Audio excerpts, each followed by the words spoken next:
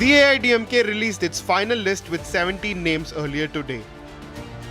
The AIADMK will be contesting in almost 167 seats plus 2 from the Pudyanidhi Kachchi for the upcoming elections. The final list and the AIADMK is going to be contesting in with the 17 candidates was out today. While the first list consisted of the top leaders of the AIADMK, Edappadi will be standing from Edappadi, and the candidates including KP Munusamy, SP Velumani, Vijay Bhaskar, MR Vijay Bhaskar and other topmost senior leaders were out. Their names were out in the first list, and the second list also focused on the rural areas where the AIADMK candidates will be contesting from. Tamil Nadu is a swing state this year as it will witness a three-way fight between sitting Chief Minister M.K. Stalin, former Chief Minister Edappadi Palaniswamy and actor-turned-politician Vijay. But a very interesting point to note here is how many constituencies the DMK and the AIDMK will go head-on. DMK and AIDMK will face off in 122 constituencies across Tamil Nadu. This includes 12 out of 16 constituencies in the state capital Chennai, 37 out of the 57 constituencies in the Western Belt, including 8 out of 11 in Salem, and 6 out of 10 in the Coimbatore district. The DMK has also announced the full list of candidates for the 164 seats they will be contesting. M.K. Stalin is fielded from his bastion in Kolattur, whereas his son, Deputy Chief Minister Udayanidhi, will fight from the Chepak Tiruvallikeni constituency. Meanwhile, OPS, who has recently defected from the AIDMK, has been fielded from the constituency of Bodhinayakur in Theni district, a seat from where he has won 3 times in the past. Tamil Nadu goes to polls on April 23rd in a single phase, and on the 4th of May, we will find out if the people of Tamil Nadu will get a brand new Chief Minister or whether DMK will be able to retain power.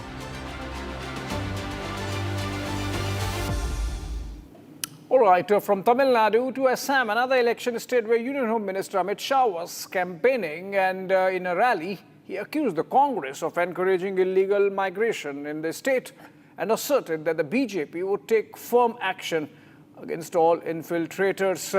And of course, they have been doing so while in power. Addressing the gathering in Sonitpur, Shah criticized the Congress for enacting the Illegal Migrants Determination by Tribunals Act, alleging that it was aimed at facilitating the entry of infiltrators into the state. Take a listen.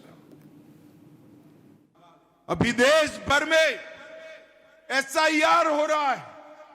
ये राहुल बाबा and company SIR का विरोध कर रही है. एक गोगाई कभी आए तो पूछना इसको क्यों SIR का विरोध कर रहे हो.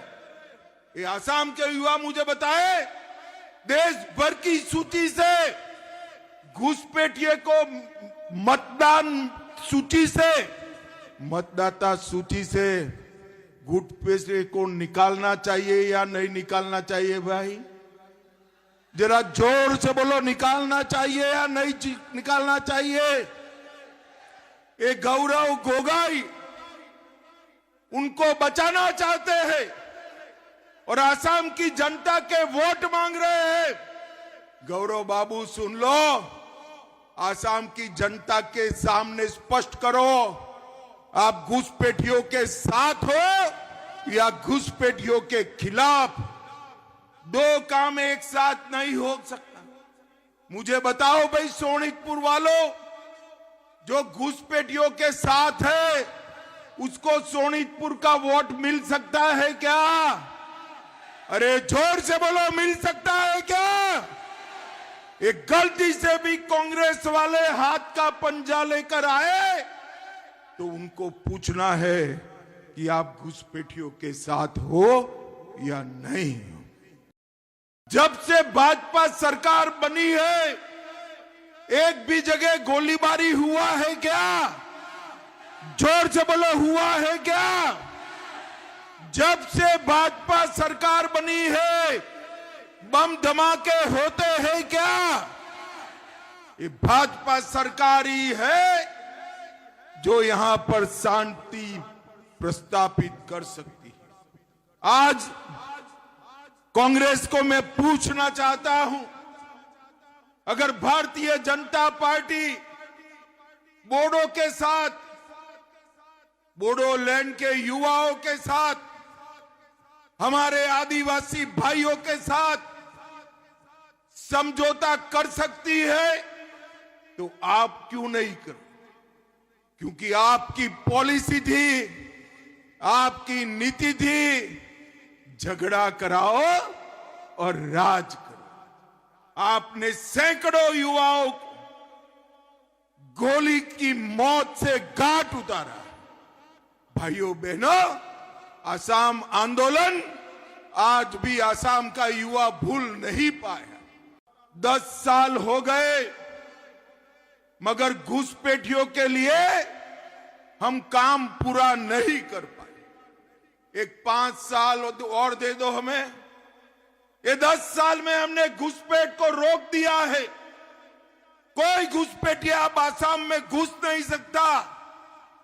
मगर भाई, घुसपैठ रुकने से असम का भला होगा क्या? जरा कहिए, होगा क्या? उनको निकालना पड़ेगा या नहीं निकालना पड़ेगा? जरा जोर से बोलिए, निकालना पड़ेगा या नहीं निकालना पड़ेगा?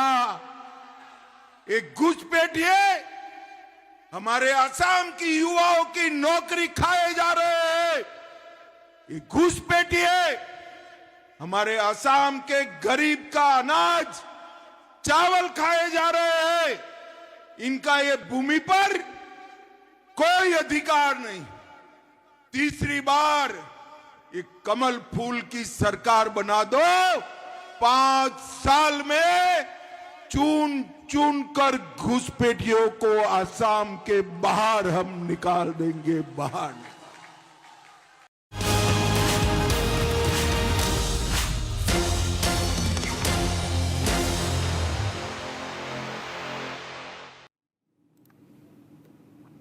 All right, coming out of the election coverage for a bit, because remember what's happening in West Asia, even that's very serious, and war continues.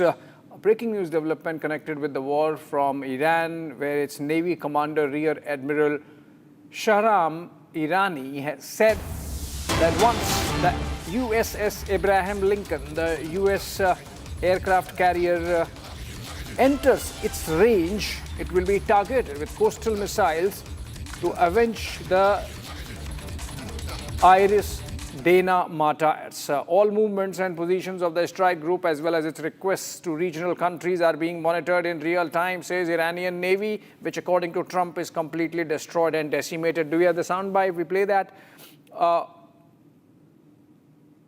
Okay, we are staying with war breakings, and to next one.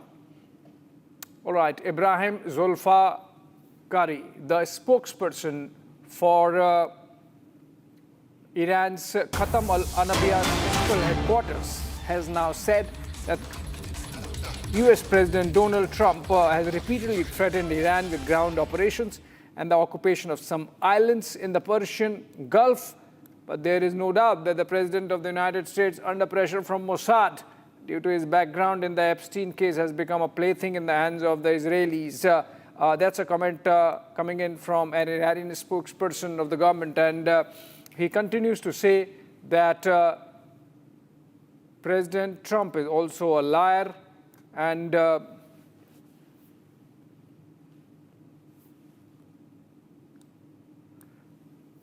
essentially a harangue against US President Donald Trump. The unbalanced and lying individual has inflicted great damage. The President of the United States has proven that the only language he knows is the language of force, and so the Iranians are absolutely ready. Back-to-back statements coming in from Iran, which clearly suggest that they are ready in case of a ground offensive coming in from the Americans. Another breaking, Iran in fact has launched its 86th wave of strikes in its Operation True Promise 4, and these are pictures coming in of these are pictures coming in from Iranian side, and they show the preparation of missiles and the messages that have been put where the band of Trump are destroying Americans. There's no need for our missiles to reach US territory.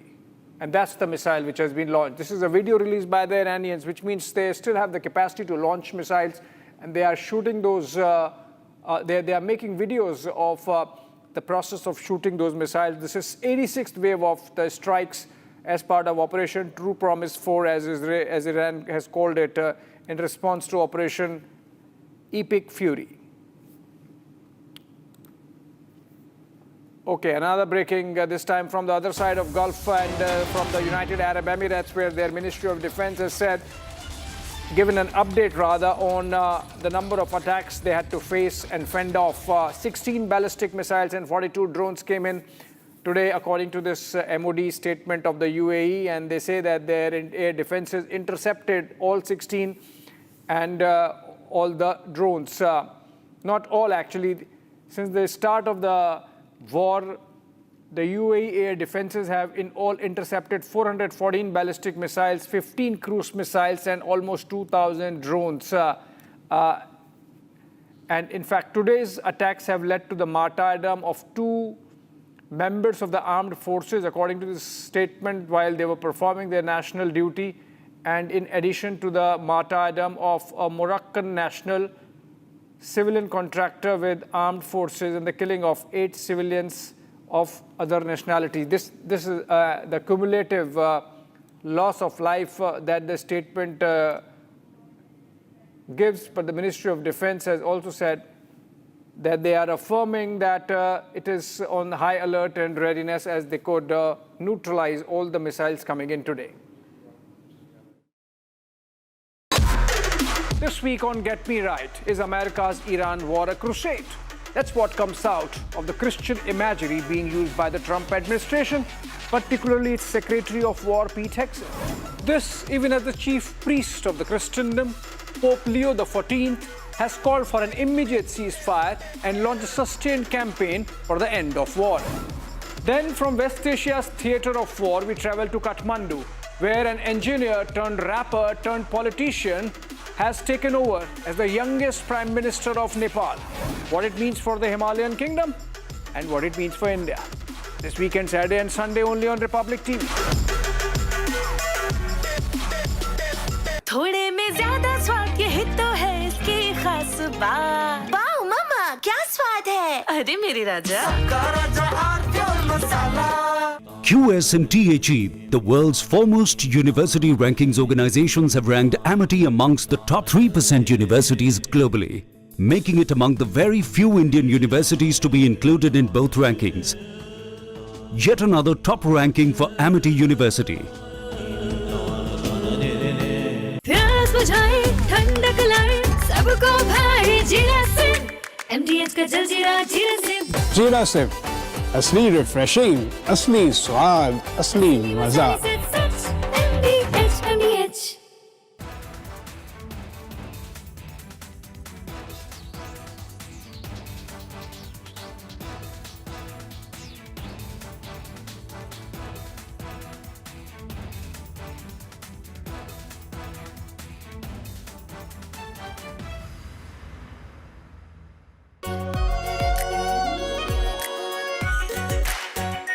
Our pure Shahi Paneer Masala. Delicious, healthy, every day. हमें धीरज के साथ, संयम के साथ, शांत मन से हर चुनौती का मुकाबला करना है। इसलिए मैं देशवासियों से भी कहूंगा कि हमें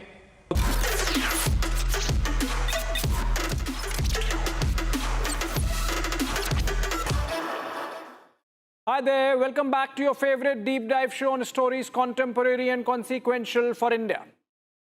We return after a brief hiatus due to the ongoing war in West Asia. In terms of sheer number of countries directly hit by bombs or missiles, this is perhaps the most global war after the World War II. While the news wheel was heavy with all the action and reaction from the war zone, I noted something interesting away from the headlines. The use of religion as a justification for this war. In the case of the Americans, it was overt, almost sounded like the Crusades. In the case of others, it was subterranean, but equally strong. It's a Zionist war, it's a Shia-Sunni war, it's a Christian crusade, all rolled into one. Stay with me for going deeper in segment 1. Second, we go to Nepal as it gets a generational shift in its government. After decades of gerontocracy that got thrown out during the Gen Z protests last year, would Balen, the new Prime Minister, get the rap right for the people of Nepal? Let's get going.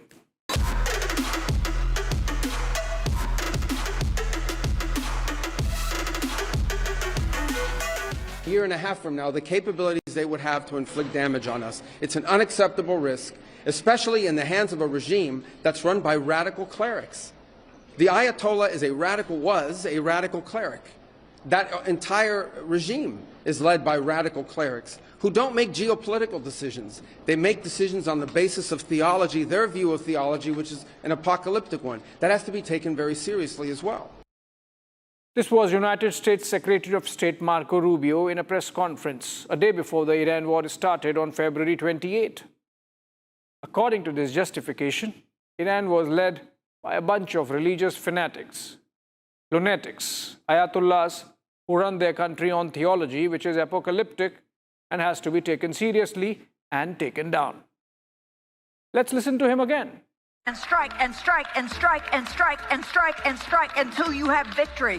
For every enemy that is aligned against you, let there be that we would strike the ground, for you will give us victory, God. Oops, a wrong video got plugged in.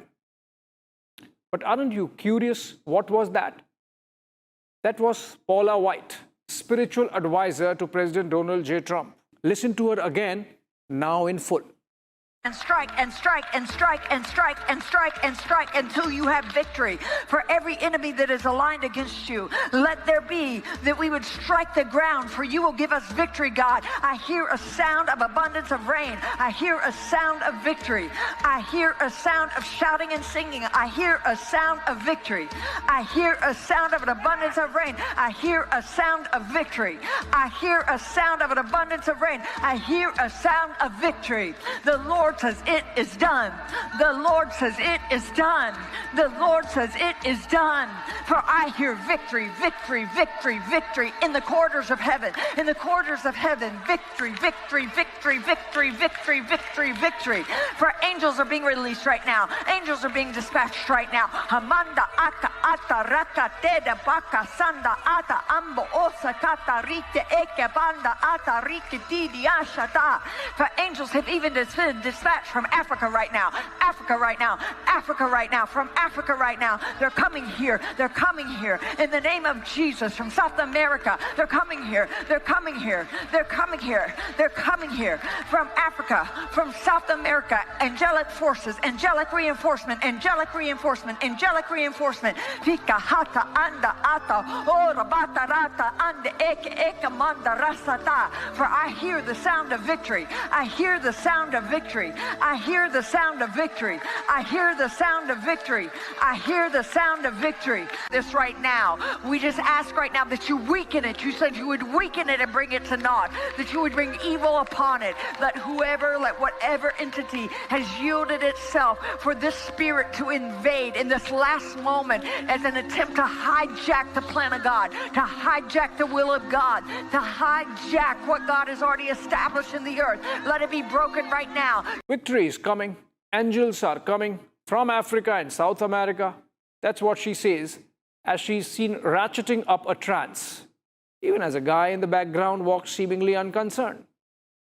I hope the angels Paula is eliciting support of are not crossing the border illegally, or Tom Homan would catch them. But Paula White is essentially praying for victory of the United States in this war, in this video. But guess what? This was not the pinnacle of religious symbolism requisitioned in support of the Iran war. That came from Secretary of War Pete Hegseth, who has institutionalized religious imagery right inside the Pentagon through his monthly prayer service meetings. Listen to this one from this week. First, a reading from the book of Psalms, chapter 18, verses 37 to 42. King David writes, I pursued my enemies and overtook them, and did not turn back till they were consumed. I thrust them through so that they were not able to rise. They fell under my feet. For you equipped me with strength for the battle. You made those who rise against me sink under me. You made my enemies turn their backs to me, and those who hated me I destroyed. They cried for help, but there was none to save. They cried to the Lord, but he did not answer them. I beat them fine as dust before the wind. I cast them out like the mire of the streets. Almighty God, who trains our hands for war and our fingers for battle, you who stirred the nations from the north against Babylon of old, making her land a desolation where none dwell. Behold now the wicked who rise against your justice and the peace of the righteous. Snap the rod of the oppressor, frustrate the wicked plans, and break the teeth of the ungodly. By the blast of your anger, let the evil perish. Let their bulls go down to slaughter, for their day has come, the time of their punishment. Pour out your wrath upon those who plot vain things and blow them away like chaff before the wind. Grant this task force clear and righteous targets for violence. Surround them as a shield. Protect the innocent and blameless in their midst. Make their arrows like those of a skilled warrior who returned not empty-handed. Let every round find its mark against the enemies of righteousness and our great nation. Give them wisdom in every decision for them. For the wicked flee when no one pursues, but the righteous are as bold as a lion. We ask these things with bold confidence in the mighty and powerful name of Jesus Christ, King over all kings, and amen. Whatever Rubio said about religious fanatics running the show in America, Iran, this Christian moral underpinning suggesting that this war is divinely sanctioned got an immediate rebuttal from the top man of God in the Christendom. Pope Leo XIV did not like what Hegseth has been up to. On hearing that the American Defense Secretary had enlisted the support of God and suggested that the war with Iran was protected by God, the Pope issued a sharp rebuke. Speaking to a parish in Rome, he said, and I quote, "Someone presumes to involve the name of God in choices of death, but God cannot be enlisted by darkness," unquote. It was a strong one. The high priest of Christianity did not stop there. In fact, through his statements and posts on social media, Leo XIV broadened the scope of his intervention like no other pope in recent history on war. In the last 25 days, he has condemned the Minabi school attack, hectored those conservative politicians backing the war to go and submit themselves to a confession box, called for a permanent ban on aerial bombing, expressed dismay at the war continuing, and repeatedly called for an immediate ceasefire, even giving camera soundbites like this one, in which he's saying, "Work for peace with dialogue, not weapons." Are you confident in a peace deal? Buonasera, solo voglio dire una parola. Buonasera a tutti e grazie per il vostro lavoro. Voglio rinnovare l'appello per il cessato di fuoco, per lavorare per la pace, ma non con le armi, sino con il dialogo, cercando veramente una soluzione per tutti. Adesso aumenta l'odio, la violenza è sempre peggio, più di 1 milione di sfolati, tanti morti. Vogliamo pregare per la pace, ma invito tutte le autorità a lavorare veramente con il dialogo a risolvere i problemi. Interestingly, as we all know, Pope Leo is the first American pope. We did an entire episode profiling him last year. So I bring my attention back to the crusade-like zeal shown by Trump team. Hegseth, in fact, authored a book called American Crusade in 2020, in which he justified the medieval crusades as the savior of the Christian civilization from the onslaught of Islam. But for the crusades, there would have been no Protestant Reformation or Renaissance. There would have been no Europe and no America. That's the theme of the book. A tattoo on his right biceps has Deus Vult, or God wills it, written along with the image of a cross.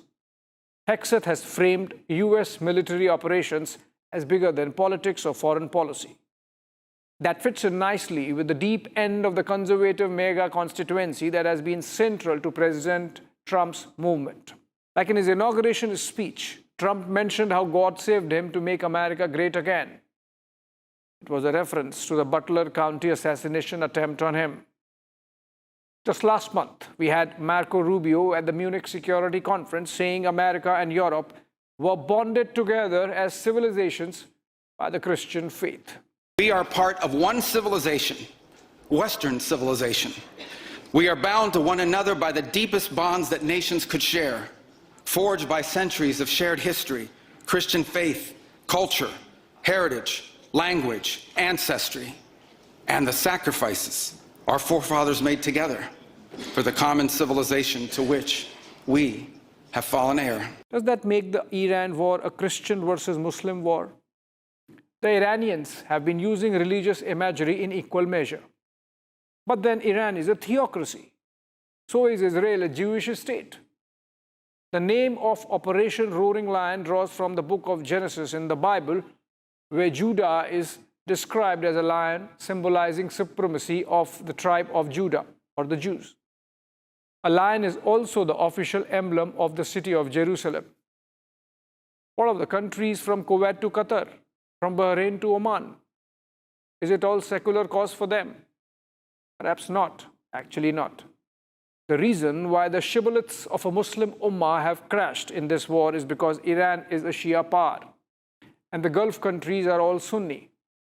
The mask of Muslim unity that was sought to be created by the formation of the OIC, or the Organization of Islamic Conference, has come off. The Shia-Sunni conflict is so acerbic that reports after reports have suggested how this is not Israel's war, but of Saudi Arabia. Benjamin Netanyahu might be fronting it, and Trump might be providing the firepower. But this is Mohammed bin Salman's war against the Ayatollahs he so hates. The New York Times published on 15th March, citing several US officials, that Mohammed bin Salman, or MBS, has been privately urging Trump throughout the war to keep hitting the Iranians hard. This echoes the Washington Post's pre-war reporting that MBS made multiple private calls in February advocating his strikes before Epic Fury launched. The Crown Prince, who publicly maintains neutrality, is privately running the most hawkish back channel in the conflict. And then there is the overlay of Arab versus Persian, the clash of civilizations thesis, the bugbear of all liberals of the world, seemingly coming true. And oh, isn't it about oil?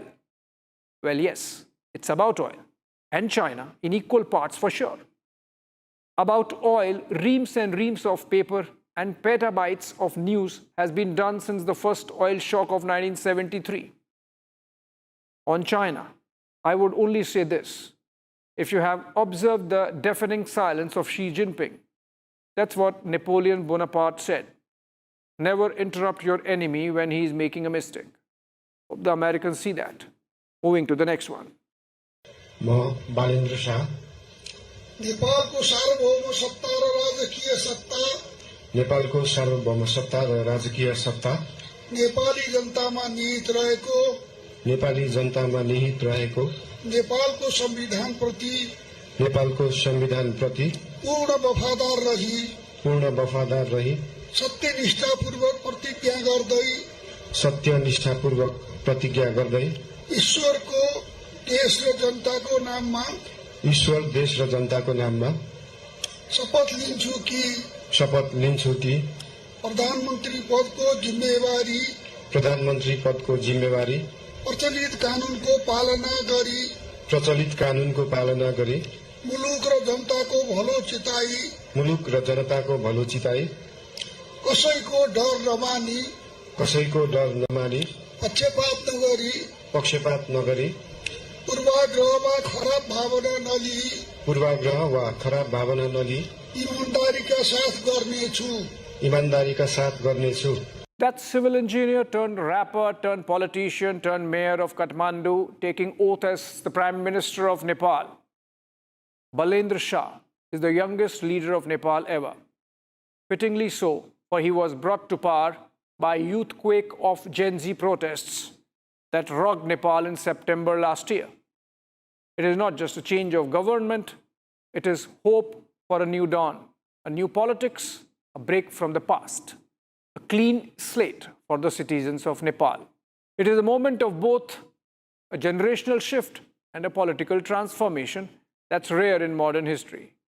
the entire old crop of leaders stands wiped out. The old guard is decimated. Balen himself defeated former PM Communist leader KP Sharma Oli by a big margin. A young generation has taken center stage in national decision-making, bringing median age of parliament to below 37, exactly that of the Prime Minister who was born in 1990. This shift reflects the aspirations of a generation of Nepalis whose ambitions have long been bigger than what the country under the old guard was able to offer. Such has been the pull of Balen that his party, the Rashtriya Swatantra Party, or RSP, set up by TV journalist turned politician Rabi Lamichhane, had to designate him leader to pull itself into reckoning from a distant fourth spot in the 2022 general elections. To the credit of Lamichhane, he amended the constitution of RSP to accommodate Balen, putting to rest the rumors of two swords in one scabbard in Kathmandu. Set up in 2022 on the eve of general elections, the RSP catapulted to almost two-thirds majority in the snap polls of March 5, cornering 182 seats in the 275-member lower house of Nepal parliament. Balen has sought to live the spirit of the Gen Z movement by limiting the size of his government and wants experts and technocrats to join in key positions. But it's one thing to win elections and another to turn public frustration into stable exercise of power. The first hornet's nest for Balen to handle would be the Karki Commission report into the Gen Z violence. The protests had left 77 dead and property worth billions destroyed. The report makes specific recommendations on action against the 10 Prime Minister Oli, his Home Minister, top police officers, and even some in the Nepal army. The action would not be easy to come by. The report also draws a pattern through the violence of how the rioters followed a template. CCTV cameras were shut or broken, the targeted property had its water and gas supply cut, papers and documents were taken out before the arson. Similar nature of petrol bombs at all places, choice of symbols of power as targets from the Parliament building to the Supreme Court, among others. Essentially, not ruling out a premeditated and hence a conspired revolt. Nepal was struggling to find its voice, smothered by a ruling elite that kept its politics in a vice-like grip for decades. As we have profiled earlier, 6 top leaders, KP Sharma Oli, Pushpa Kumar Dahal alias Prachanda, Baburam Bhattarai, Madhav Kumar Nepal, Chalanath Khanal, and Sher Bahadur Deuba, between themselves had ruled for a greater part of last 3 decades. Oli had been PM thrice, Prachanda twice, and rest of the 4 once each. The 2022 election marked the end of ideology when arch enemies broke bread and broke parties in a political incest that bred revolt. Online movements like Enough's Enough in 2020 and No Not Again in 2022 had built a nascent youth audience that hissed rebellion. Balen winning as mayor of Kathmandu as an independent was the most visible signal of that revolt. Nepal has seen multiple revolutions since the 1990s. The first in 1990 brought constitutional democracy, with monarchy making way for the parliament. It was followed by the People's Movement of 2006, which sought to dismantle the monarchy completely and achieved it through the 2008 constitution. In each one of them, the foundations were similar: frustration with the establishment, distrust of power, and a compelling desire for change. Yet, while each revolution brought a change of government, regimes got rebranded, and even constitution got rewritten, what never changed was the ruling elite. The faces remained the same. The gerontocracy continued to control. By 2022, it had become a 3-man dictatorship between Oli, Prachanda, and Deuba. The Gen Z protests and Balen as Prime Minister have shut that revolving door. Balen and Lamichhane victory is a complete collapse of the old political architecture of Nepal. It is not just one individual's achievement, but an outburst of the people's aspirations. Ironic and befitting at the same time is the fact that while all the Madhesi parties, the political forces of the plains that closely align with India, stand defeated, like all other parties, Balen himself is a Madhesi.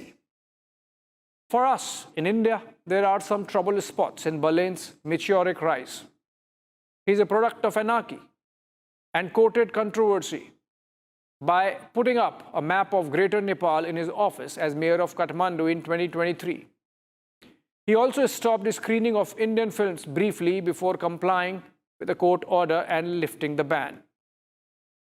There are no signs of an overt China tilt, and there are posts on his social media handles criticizing China and the United States alike. The economic policy of RSP calls for a development-oriented approach, calling for Nepal to act as a bridge between China and India. Only last week, a corruption probe in the Pokhara International Airport charged as many as 20 Chinese nationals, and that shows the limits of China tilt for any Nepali leader. But having managed relationship through the rough and tumble of openly pro-China leaders like Oli and a communist guerrilla like Prachanda, that should be easily handled by India. It's early days, and let Balen settle. May he be good for the people of Nepal, and that's what counts. Thanks for watching.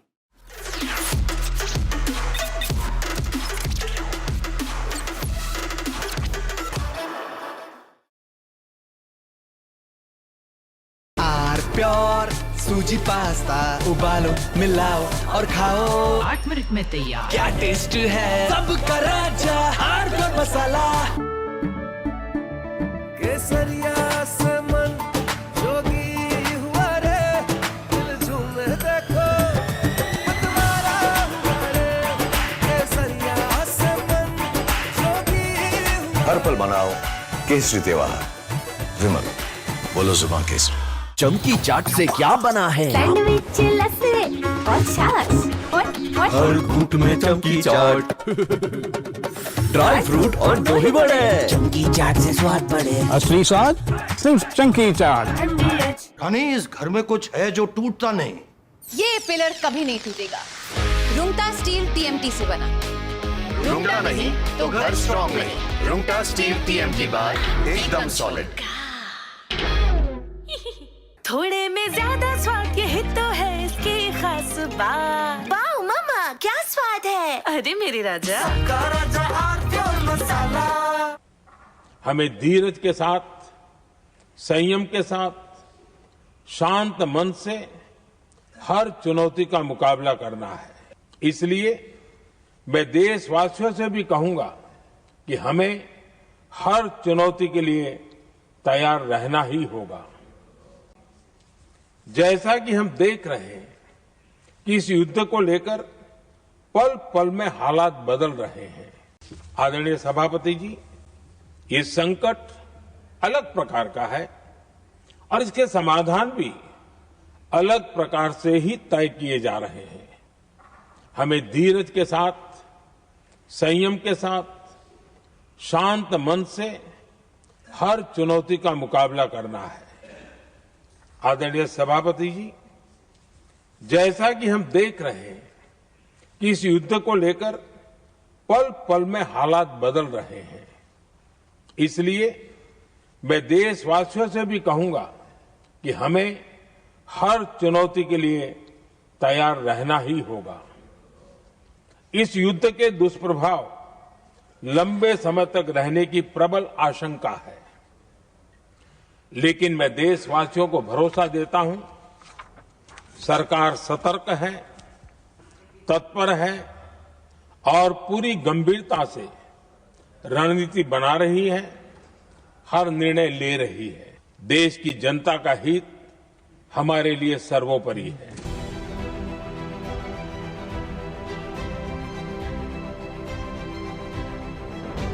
These talks go well.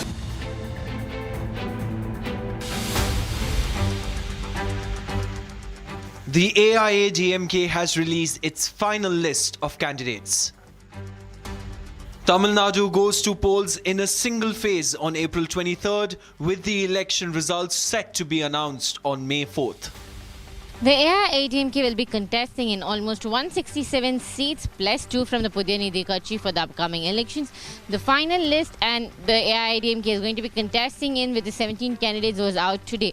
While the first list consisted of the top leaders of the AIADMK, Edappadi will be standing from Edappadi, and the candidates including KP Munusamy, SP Velumani, Vijay Bhaskar, MR Vijay Bhaskar and other topmost senior leaders were out. Their names were out in the first list, and the second list also focused on the rural areas where the AIADMK candidates will be contesting from.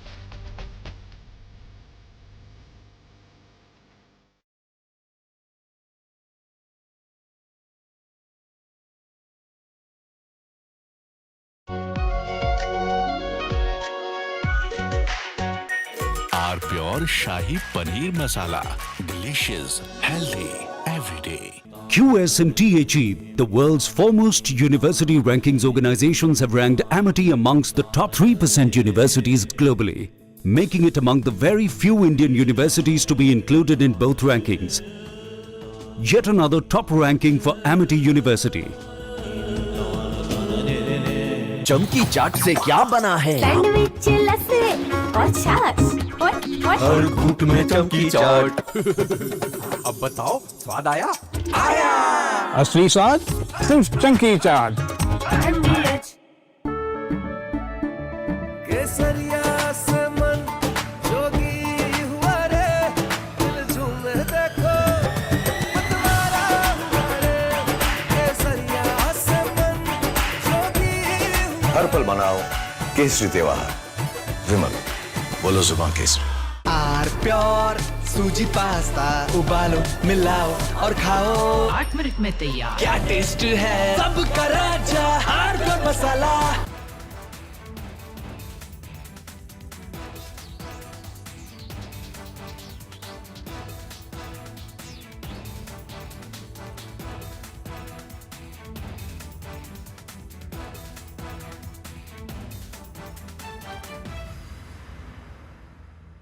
प्यास बुझाए ठंडक लाए सबको भाई जीरा से MDH का जलजीरा जीरा से। जीरा सिर्फ असली रिफ्रेशिंग, असली स्वाद, असली मजा। MDH। हमें धीरज के साथ, संयम के साथ, शांत मन से हर चुनौती का मुकाबला करना है। इसलिए मैं देशवासियों से भी कहूंगा कि हमें हर चुनौती के लिए तैयार रहना ही होगा। जैसा कि हम देख रहे हैं कि इस युद्ध को लेकर पल पल में हालात बदल रहे हैं। आदरणीय सभापति जी, ये संकट अलग प्रकार का है और इसके समाधान From Asia's largest news headquarters, setting the agenda for Bharat.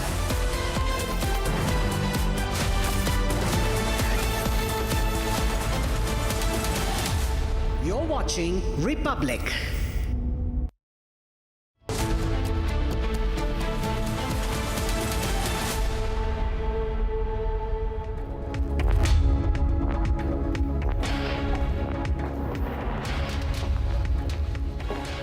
Hello and welcome. You're watching live and breaking on Republic TV with me, Ishita Mitra. Now, viewers, election fever is high in India. Crucial states are gearing up to hold elections. And in this bulletin, we get you a round of what's happening in the poll-bound state of Assam to the poll-bound state of Tamil Nadu. All that lined up for you ahead. But first up, a quick check at the headlines.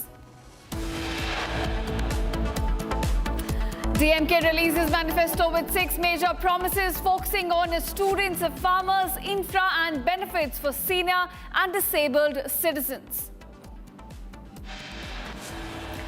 Prime Minister Modi holds a roadshow in Kerala's Thrissur after his address ahead of Kerala Assembly polls.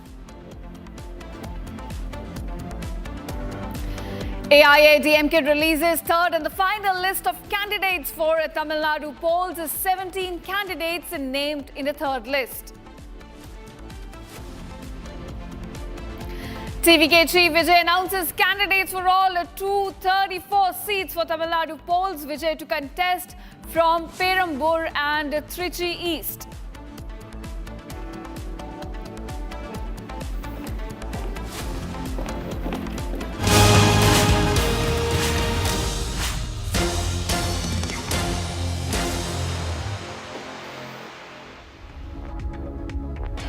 And now viewers, election fever is high across India. The D-Day is May 4th when the results will come. But for now, let's look at how campaigns are intensifying on the ground. Now starting with Assam. Union Home Minister Amit Shah was in the state yesterday and today as well. He accused the Congress in his mega address of encouraging illegal migration in Assam and asserted that BJP would take firm action against infiltrators. Now, he also said, if voted to power again, that BJP will take a crackdown, in fact, against infiltrators, addressing a mega rally in Sonitpur. Shah also criticized the Congress for enacting the Illegal Migrants Act, alleging it was aimed at facilitating the entry of illegals into the state. Take a look at this report that talks about how BJP is now intensifying its poll campaign in the state of Assam. अभी देश भर में SIR हो रहा है। ये राहुल बाबा and company SIR का विरोध कर रही। एक गोगाई कभी आए तो पूछना इसको क्यों SIR का विरोध कर रहे हो। ये आसाम के युवा मुझे बताए देश भर की सूची से घुसपैठिए को मतदाता सूची से घुसपैठिए को निकालना चाहिए या नहीं निकालना चाहिए भाई? जरा जोर से बोलो, निकालना चाहिए या नहीं निकालना चाहिए? ये गौरव गोगाई उनको बचाना चाहते हैं और आसाम की जनता के वोट मांग रहे हैं। गौरव बाबू सुन लो, आसाम की जनता के सामने स्पष्ट करो, आप घुसपैठियों के साथ हो या घुसपैठियों के खिलाफ। दो काम एक साथ नहीं हो सकता। मुझे बताओ भाई, सोनितपुर वालों, जो घुसपैठियों के साथ है उसको सोनितपुर का वोट मिल सकता है क्या? अरे जोर से बोलो, मिल सकता है क्या? एक गलती से भी कांग्रेस वाले हाथ का पंजा लेकर आए तो उनको पूछना है कि आप घुसपैठियों के साथ हो या नहीं हो। जब से भाजपा सरकार बनी है एक भी जगह गोलीबारी हुआ है क्या? जोर से बोलो, हुआ है क्या? जब से भाजपा सरकार बनी है बम धमाके होते हैं क्या? ये भाजपा सरकार ही है जो यहां पर शांति प्रस्थापित कर सकती है। आज कांग्रेस को मैं पूछना चाहता हूं, अगर भारतीय जनता पार्टी बोडो के साथ, बोडोलैंड के युवाओं के साथ, हमारे आदिवासी भाइयों के साथ समझौता कर सकती है तो आप क्यों नहीं कर? क्योंकि आपकी पॉलिसी थी, आपकी नीति थी, झगड़ा कराओ और राज करो। आपने सैकड़ों युवाओं को गोली की मौत से घाट उतारा। भाइयों बहनों, असम आंदोलन आज भी असम का युवा भूल नहीं पाया। 10 साल हो गए मगर घुसपैठियों के लिए हम काम पूरा नहीं कर पाए। एक 5 साल और दे दो हमें। ये 10 साल में हमने घुसपैठ को रोक दिया है। कोई घुसपैठिया अब आसाम में घुस नहीं सकता। मगर भाई, घुसपैठ रुकने से आसाम का भला होगा क्या? जरा कहिए, होगा क्या? उनको निकालना पड़ेगा या नहीं निकालना पड़ेगा? जरा जोर से बोलिए, निकालना पड़ेगा या नहीं निकालना पड़ेगा? एक घुसपैठिए हमारे असम की युवाओं की नौकरी खाए जा रहे हैं। एक घुसपैठिए हमारे असम के गरीब का अनाज, चावल खाए जा रहे हैं। इनका ये भूमि पर कोई अधिकार नहीं। तीसरी बार एक कमल फूल की सरकार बना दो, 5 साल में चुन चुन कर घुसपैठियों को असम के बाहर हम निकाल देंगे बाहर. Now, viewers, let's move to the southern part of the country. That's the poll-bound state of Tamil Nadu. Now, it's gearing up for once-in-a-generation election. This is how TVK's chief Vijay has termed the upcoming polls. Meanwhile, the other player in this election, AIADMK, released its third and the final list of candidates with 17 names, while the ruling DMK is determined to keep its firm grasp on the state, as today MK Stalin released its manifesto, which is a mix of welfare expansion, economic growth, and also more push for autonomy for states. Take a look at this report that talks about how the state is now gearing up to hold the elections.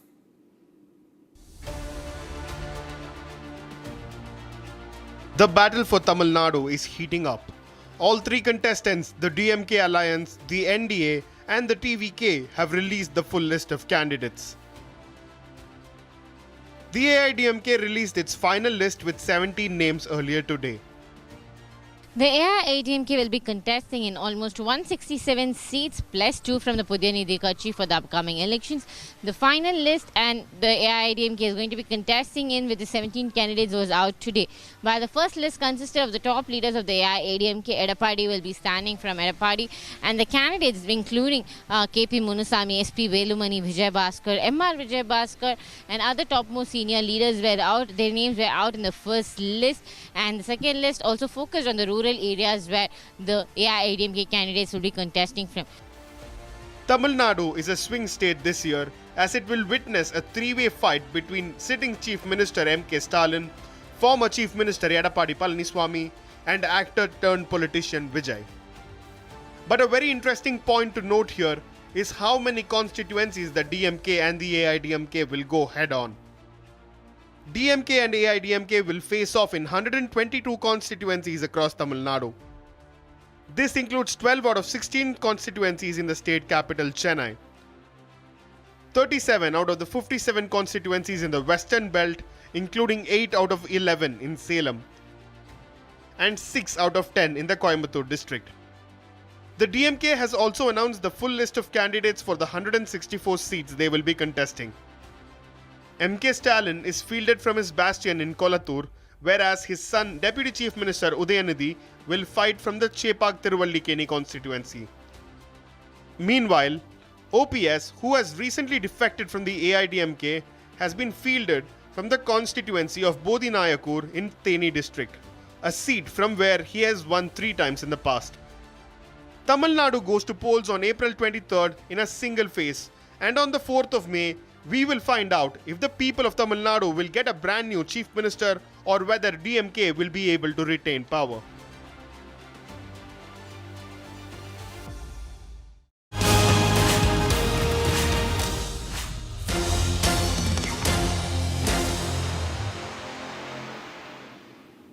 And now, viewers, let's talk about the ongoing war in West Asia. It's been 1 month into the war and still there are no signs of de-escalation on the ground. So no one knows exactly what will be the future of this war. Now, we tell you about the developments that are coming to light from Iran specifically.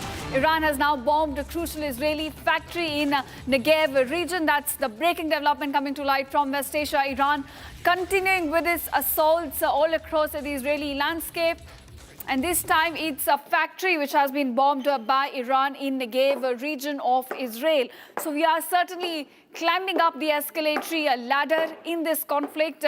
30 days into the conflict and there are no signs of de-escalation and no breakthrough that it seems could be coming in at this moment. Now Iran here has launched the 86th wave of attacks and hit a factory in the south of Negev region in Israel.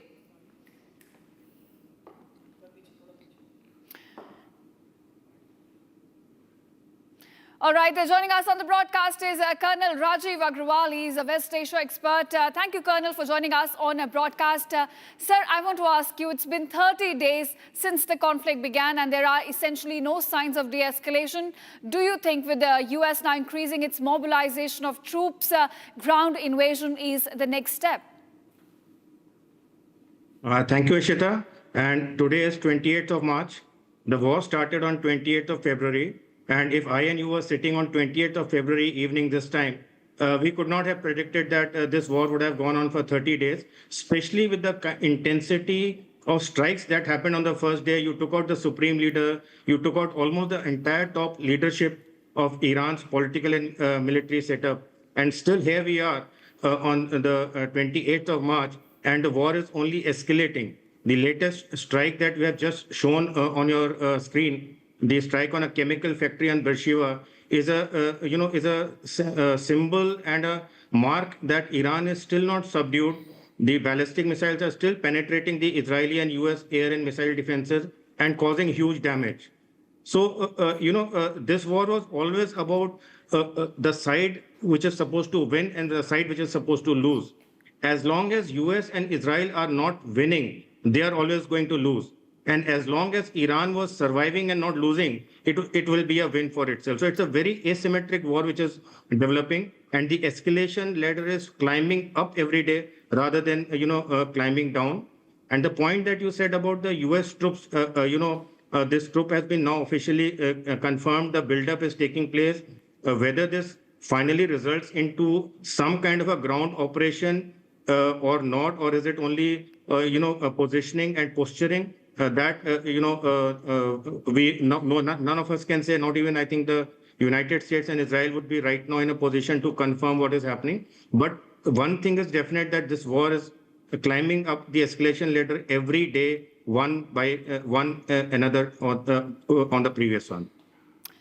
All right, Colonel Rajiv Agrawal, please stay with us on the broadcast. I'll come back to you for further analysis, but we're getting some more breaking developments at this point of time. Now, viewers, at least 6 people have been killed in a reported US-Israeli strike that has taken place in Iran. That's the latest. We are picking up a strike on Iranian village has now taken place. It has killed around 6 people in the latest strikes. It hit a residential area, triggering heavy destruction. 2 people died on the spot, while 4 others succumbed to injuries in hospital. Now, local reports say at least 5 houses were also completely damaged and destroyed, while over 20 have been damaged. The incident is now likely to further escalate tensions in the region. It is a big attack that's now taking place on residential areas in Iran.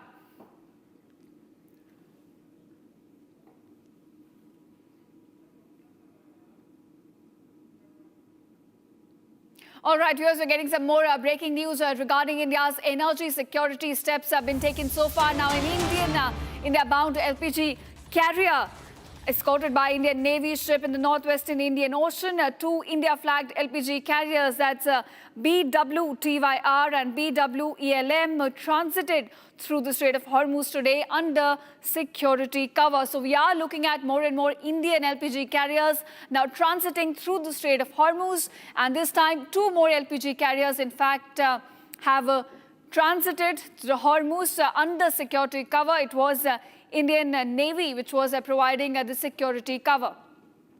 Now, Colonel Rajiv Agrawal continues to stay with us on the broadcast. Colonel, coming back to you. Now, you described it as an asymmetric warfare, saying it is a war of survival for Iran. And I certainly agree with your analysis. But I want to ask you, sir, in case US goes ahead with its ground invasion, Iran has said they are ready for escalations and they're ready to set US troops on fire. So in case a ground invasion happens, what are we staring at essentially? We are staring at a very, very bad scenario in case the ground invasion goes ahead, because 2 things are not in the favor of United States and Israel as and if they plan the ground invasion. One is the terrain. The terrain in the mainland of Iran, the terrain in the coastal areas of Iran, terrain along the Strait of Hormuz, and definitely the Kharg Island that is being talked about. It is not conducive for sustained operations and holding operations. So while we cannot contest the capability of the United States to land the troops through various means on any of these landing areas that they have, but the ability for them to thereafter sustain their operations or continue holding will be a very difficult one, because Iran will have all the advantages: proximity to the mainland, the terrain, the difficulty of the terrain that the troops are going to face. So it is going to be a very bad seen in case this kind of a ground invasion takes place. Right, Colonel, certainly very concerning situation at this point. So I also want to talk about New Delhi's stand in this war. You know, it has taken a very nuanced diplomatic approach, batting for diplomacy, batting for peace, and at the same time engaging with parties all across the spectrum. We have seen, you know, Indian carriers, they have been allowed to transit through Strait of Hormuz, while at the same time we are batting for peace. So how do you look at India's stand in this conflict? So, Ishita, India's stand has gone through a deep trough, and now it is spiking toward the positive trajectory. As we speak today, India is doing all the right things. It is speaking to the Iranian leadership. It is ensuring that our energy security, you know, needs are taken care of. And every day we are finding one or other LPG or LNG ships are passing through, which is taking care of the essential needs to ensure that we do not run into an alarming situation as the energy is concerned. But at the same time, we should not, forget how we reacted when the war started, whether it was the sinking of the INS Dana, or not condoling the death of the Supreme Leader, or not condemning the death of the 170 children who were killed in a US strike. So there were some setbacks, maybe a good recalibration has taken place, but as we speak today, Indian foreign policy is doing well, and it is on the correct path to balance out all the sides and see what serves its national interests. All right, so India's diplomacy at its finest right now after a few hiccups is what you're saying. Colonel, thank you so much, sir, for joining us on the broadcast and sharing your analysis on these latest developments. And now, viewers, moving on to another breaking developments at this hour. Israeli Prime Minister's office says that Iran has recently targeted religious sites in Jerusalem with ballistic missiles, with fragments reportedly now landing near the Church of Holy Sepulchre. Now, as a precaution, worshippers were temporarily asked to stay away from the old city holy sites, and police also restricted a planned mass by Latin Patriarch over safety concerns. Officials now say that there was no malicious intent, and with the Easter period approaching, security forces are now working on a plan to safely allow church leaders to resume their prayers in the coming few days.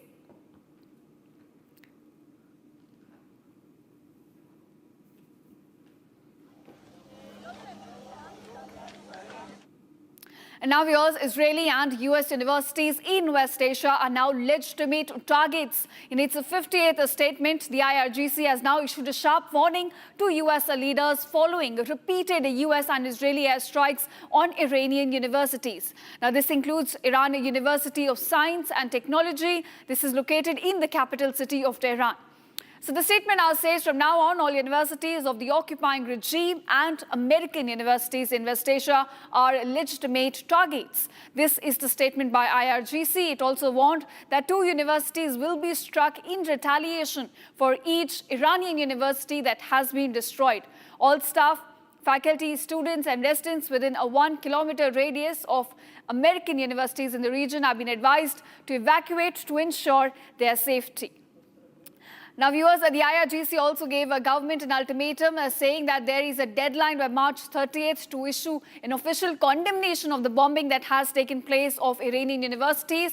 And in case that does not happen, it will go ahead with its legitimate targets of US and Israeli linked universities all across the Gulf nations.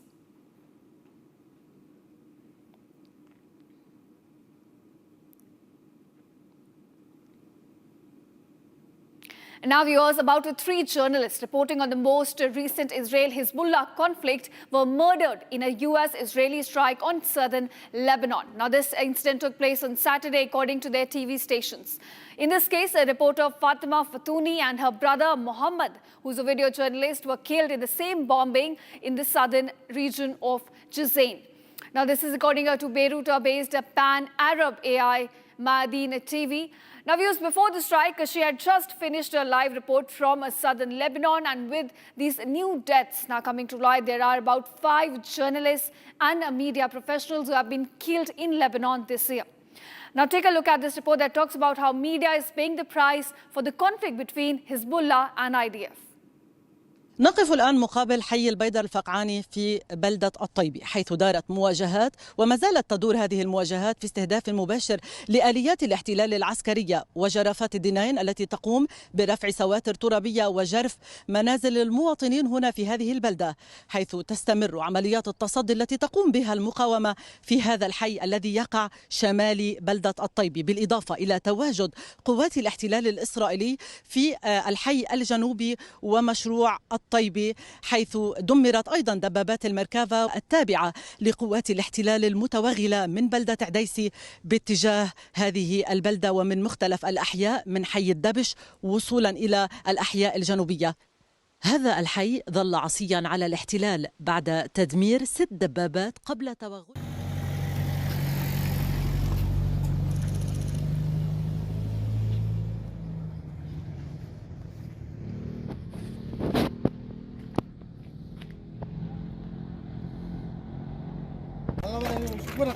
يعني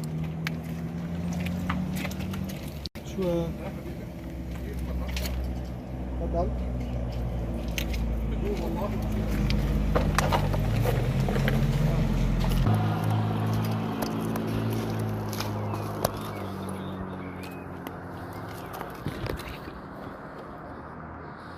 هذه هي حقيقة إسرائيل، هذه هي حقيقة إسرائيل العاجزة، تستهدف المدنيين وتستهدف الإعلاميين.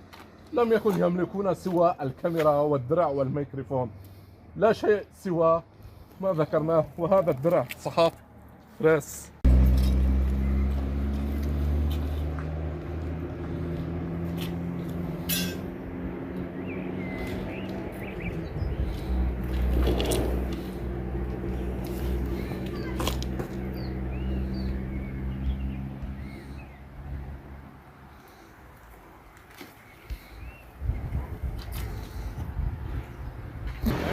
أين الصحافة العالمية لترى ما تفعله إسرائيل من ارتكاب للمجازر بحق الصوت الإعلامي؟ ما هو المطلوب؟ هذه الدروع لا تحمي أحد. الغرب وبعض المؤسسات التي تتبجع في موضوع القضية في العالم.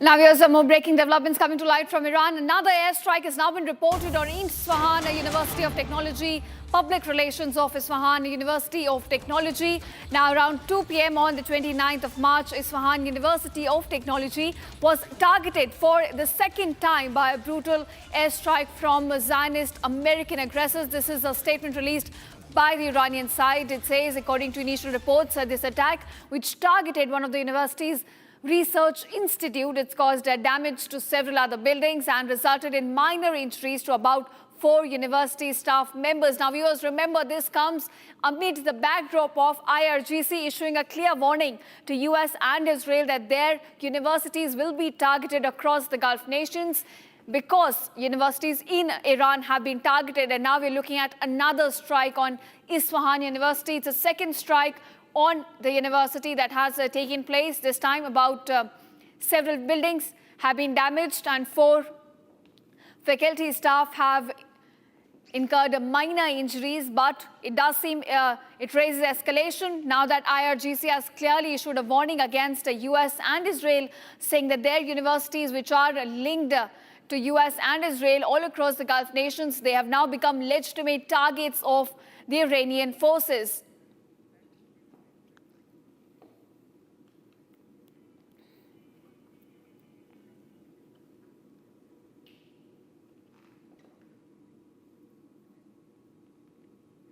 And now viewers, now shifting focus to what's happening inside Israel. A black smoke was seen billowing from an industrial site in Israel after it was struck by Iranian missiles. Now, this comes after an intercepted missile fragment struck the area. Israeli officials now say the impact here occurred at a plant in Ramat Hovav following an Iranian missile launch. Visuals now show on your screen, as you can see, a massive plume of smoke rising into the sky from the facility. Now, as of now, fortunately, no injuries have been reported. But the Israeli military says it was the air defense systems after their activation, due to which missile warnings were issued and then intercepted. It is essentially the debris from the missile which has caused damage at the site. But it does indicate that Iranian missiles are continuously targeting civilian areas all across the Israeli landscape.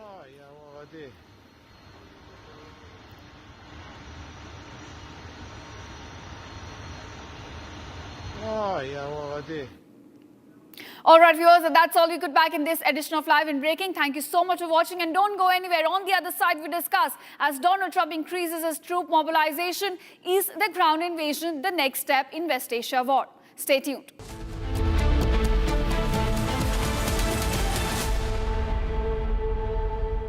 थोड़े में ज्यादा स्वाद ये तो है इसकी खास बात। वाओ मामा, क्या स्वाद है? अरे मेरे राजा। QS and THE, the world's foremost university rankings organizations, have ranked Amity amongst the top 3% universities globally, making it among the very few Indian universities to be included in both rankings. Yet another top ranking for Amity University. चमकी चाट से क्या बना है? आलू चाट या fruit चाट? स्वाद बनाए चमकी चाट। क्या बात है? स्वादिष्ट पकोड़े और फरसान, अरे चमकी चाट है इसकी जान। असली स्वाद सिर्फ चमकी चाट। केसरिया से मन जोगी हुआ रे, दिल झूमे देखो मतवारा हुआ रे। केसरिया से मन जोगी हुआ। हर पल मनाओ केसरी त्योहार। विमल, बोलो जुबान केसरी।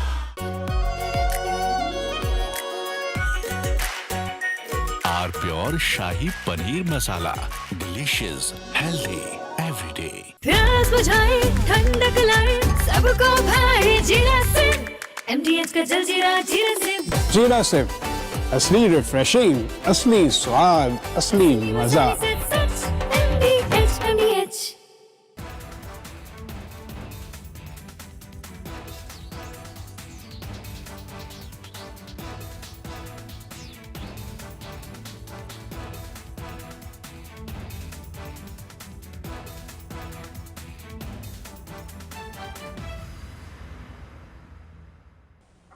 हमें धीरज के साथ, संयम के साथ, शांत मन से हर चुनौती का मुकाबला करना है।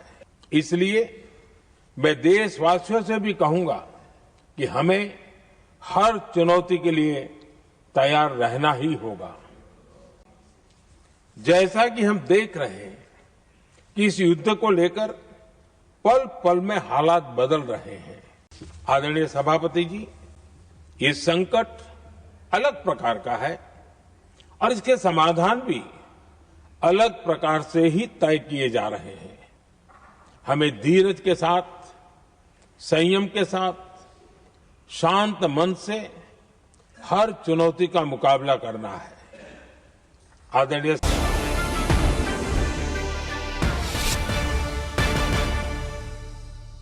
Very good afternoon to all of you. I probably here, would be throwing few questions to all of you, which you don't have to answer, in fact.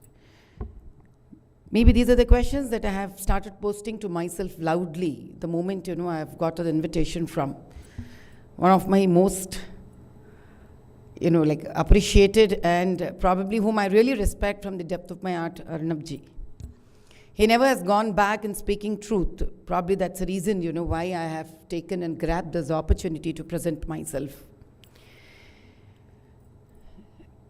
The topic goes this way, that the role of a woman in building nation, or the woman at the front line of nation building. The first question that I posted to my own self is, what are we looking at from women? Is it the 50% of voting, because she's 50%, and India's population, Bharat's population? Or are we wanting the 50%, the male gender, to be taken or inspired to take Bharat forward? Because I just started questioning my own self that does my responsibility start from a maternity home or ends at a maternity home? That's the first question actually I posted to my own self. Because wherever a woman comes out and works, she needs to be endorsed, right? If she is not endorsed, tell me, where can she go forward to work? But for family. Surprisingly, at a family, she is endorsed by mother-in-law. That's the only place, after a deep thinking, I've understood that woman has two roles to perform to take this nation forward. One, support and give a fantastic family, because family becomes the support of the nation. And the second role of hers is what would she do out of the family for society.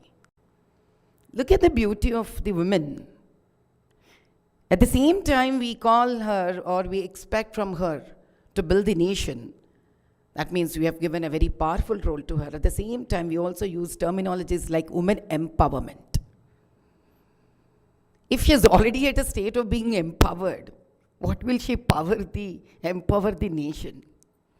So either we need to think back on the terminologies that we use for her, stop using the word called empowerment for women, because if we are still trying to empower our own selves, I don't think then we are really worth enough, capable enough to take this nation forward. Or we need to be very clear that what is this nation expecting from us?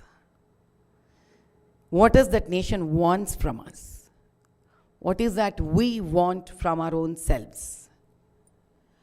Are we expecting that we cannot perform unless until we are recognized? Or are our careers free enough that they can just flow without any recognition? Or are we so dependent on our life that somewhere psychologically it hits us in all our self, when we are to our own self, that how do I go forward and succeed because there are no women to endorse me? Even if you take the gali of Indian language, you will all be surprised that 80% of all our swearing, abusive languages are on women. And we all laugh and clap in the movie theaters when we look at that. Unfortunately, if I'm not wrong, women also sit along with the men to clap for that and laugh at that. And the next moment we go to temples, we take our blessings from Mother Goddess. And the other next day we touch the feet of our mother and go out on our interviews. It's time that we start questioning our own selves. You all would be surprised that there's only 5.2% of women in top roles in corporate world. There are only 9.2% of women in politics. The reason why I'm saying that, you need to have a big number to endorse you. Today, a woman cannot endorse one more woman. I cannot say that, the set of women are there, they'll support me so I can go forward. End of the day, we need to be endorsed by men. If men do not decide that we are capable women, we can't get promotions. We can't get seats. We can't fight in politics. We can't get into sports.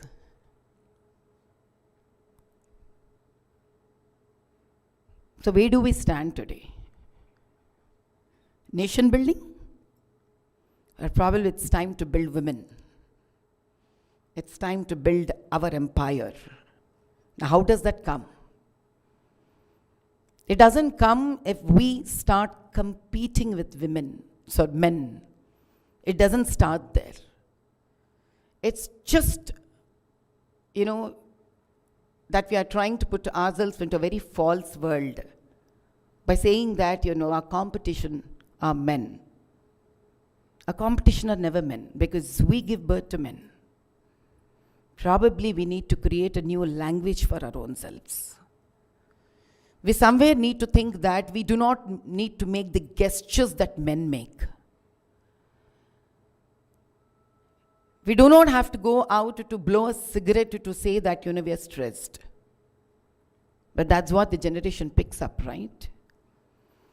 Many times I have seen in many restaurants, where there are a lot of bar lounges.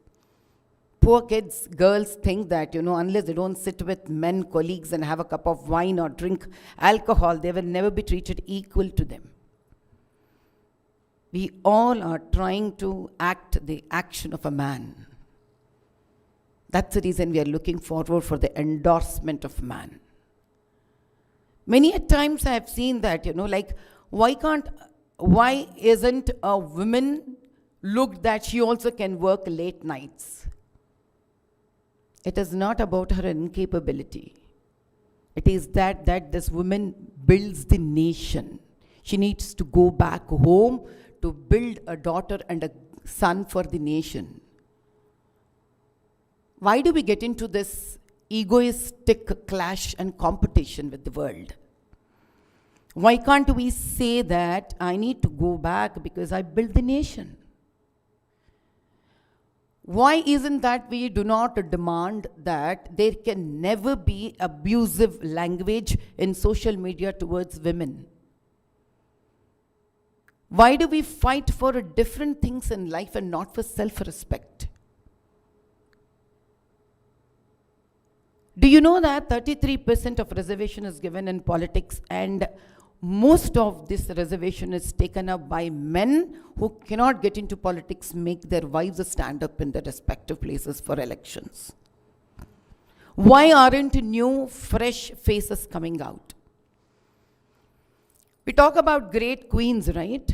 Rani Rudramadevi, Velnachiyar from Tamil Nadu, Abbakka Chennamma from Karnataka, Jhansi Lakshmi Bai, Rudramadevi. Do you all know that they were not of equal choice? When there were no options, they were the choice. They only took up the kingdoms only when they felt that there were no more men in the dynasty to take it forward. I really thank today this dais for giving me this opportunity to speak, because I'm trying to speak something which is today pestering every woman and every girl. Today, if we look at the population number, many of them say that, Hindu women have stopped giving birth to children. Dual income, no kids, dink. And we are talking about building a nation. Now, why did it even come?